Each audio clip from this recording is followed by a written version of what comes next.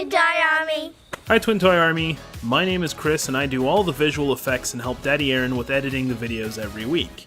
Even though he's not my dad, everyone calls him Daddy, so I've gotten into the habit of doing so as well. So if you hear me calling him Daddy, well, yeah, hopefully you'll understand. Last week we tried something a little different and did a first-person GoPro battle. Now, a lot of you guys have been asking us how we did the heads-up display, or the HUD, as it's called in video games. All the graphics you see, like the gun being used, and the person shooting, and the score, and all that fancy stuff. A lot of you guys wanted to know how we did that. So hopefully this video will kind of briefly go over how I did those effects for the video. So the first step in creating a HUD is by using a piece of software, or a program, or an application called Photoshop, or something like it. What Photoshop is a program that is used to design little graphics like these. You can use it to paint images, you can use it to modify photos, and you can do it to do things like the HUD here. So when I first started out, the first thing I did was I created an image file, or a project file I should say, that is the same size as the video. So HD videos, depending on how high of quality of the video, you're going to choose a different size. So let's say I'm starting out from scratch, right? So here I want to choose 1920 by 1080 pixels in size. What that basically means is that you're going to make an image that's perfectly big enough for an HD 1080p video, perfect for YouTube.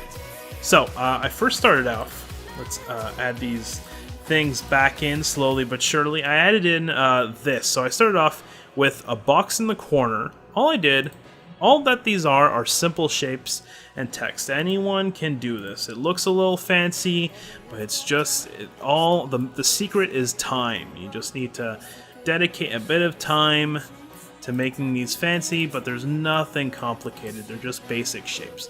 So I started off with a little rectangular shape, as we see here. And what I'm going to do, just so you can see better, I'm just going to zoom into this area. So I just made a little box, and then I wanted the photo to be in the middle. So all I did was I made a hole in the middle. Now, obviously what I did is a bit more complicated than just a little square, but just to kind of show you guys the basics, this is basically what I did. And then, I'm just going to remove the fancy little graphic here. Whoop, not that fancy graphic. This one, so you can see the image of Mommy here. All I did was I found an image, and then I cut it to the shape of the box, and then I added it to the middle. And then I added text at the bottom. I wrote Mommy. Then just on top, what I did was I added what I'm calling, or what I referred to as the status. So if the player was either active, whether they were still in the game, or whether they were shot and eliminated. So after adding this, I wanted to add the score.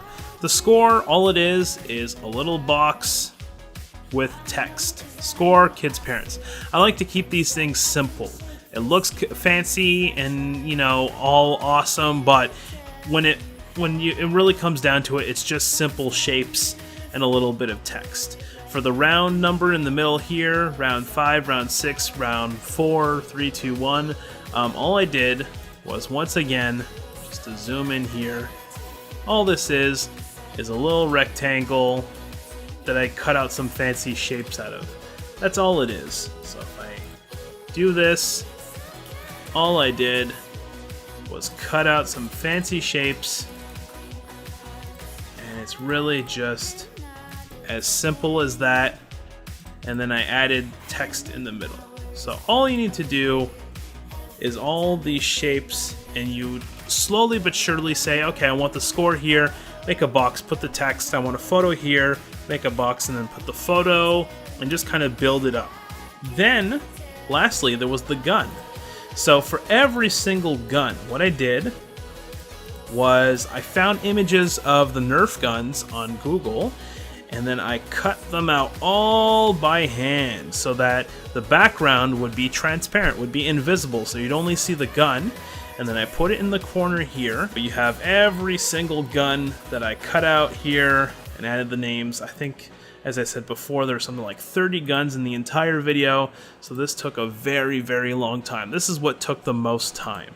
Here, the black background, the reason why the background is black right now is just so that it helps me to design these. It helps me to create the shapes and to see what I'm doing.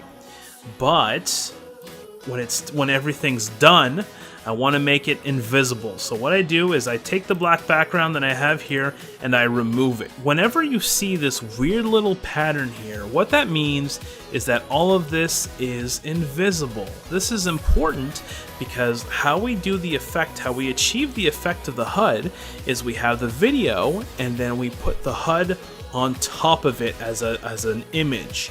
And that image has to have transparency. Why? Because we want to see the video underneath it. So, for every single player, everyone has a different HUD, meaning every HUD has its own image. So I'm going to save an image for Eli's HUD.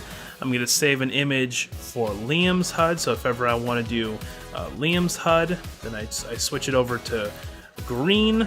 I choose Liam's image. And then I'm going to switch the name at the bottom so that it's Liam. And I do that for every single player. And I also do one for every single time they're eliminated. So let's say Liam has just been shot in the game and he's out of the game. Then what I do is I change the status. It's hard to tell because the background's invisible. That's why I add the black just temporarily so I can see. Eliminated. And then I save this as its own image. So every single HUD, for when they're alive, for when they've been eliminated, they each have their own separate image. I also added the rules, so I save that as its own image. So what I do is I save this as its own image, and finally every single gun is saved as its own image. So what you see here is one picture, right? So this is one picture, and then this is one picture, and then this is one picture, and the background is always invisible so that we can see the video behind it. So once I've saved all these images, I have something like 45 images, then I go into another program to add these to the video, and I'll show you that right now. So now we're in a program called Adobe Premiere Pro. This is what I use to edit videos. Now, it's important to know that you don't need to use the same program to create this effect. A lot of video editing programs will allow you to do this. So don't concentrate on exactly what buttons I'm hitting and what I'm doing exactly. Just keep in mind what I'm doing and try to apply it to your own program, if that makes sense. Basically, we're starting out here. If you can see on the top right hand corner, we have the video, just the raw GoPro video. So this is, I believe, is Eli's camera, and then I switch it over to Liam's. If we keep going, we keep going, Liam's shooting. He starts to run away, and then we cut to Daddy's perspective. So now, this is Daddy's GoPro. We keep going, and he gets hit, and he falls. And then we go back to Eli, who says, "Haha, I got you." And this is just the example we're going to use to showcase how I did the effect. So first, we have Eli, as I mentioned. So I'm going to find the start point, which is, of course, here at the beginning. And as I was showing before, in Photoshop, I saved every single HUD as its own little image with a transparent background. Now this is important because we're going to use this video as the background, and then we're going to use the images for what we refer to as the foreground. So the foreground is what is in front, the background is what is behind. So the video is the background, and the HUD graphics are the foreground. And so in Photoshop, we made the background transparent so we can see the video behind the graphics. So this is the HUD of Eli when he's active, when he's alive, because this is the beginning of round 1, so no one's been shot yet.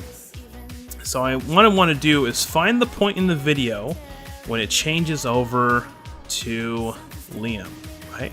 I want to find the exact point right? So this is the point where it changes to Liam. And what I'm going to do is I'm going to make sure that the image lasts as long as this part of the video, so that whenever we are on Eli's camera, we see Eli's HUD. And then when we move over to Liam's perspective, I want to take the image of Liam's HUD, which I find here, and I put it on top here.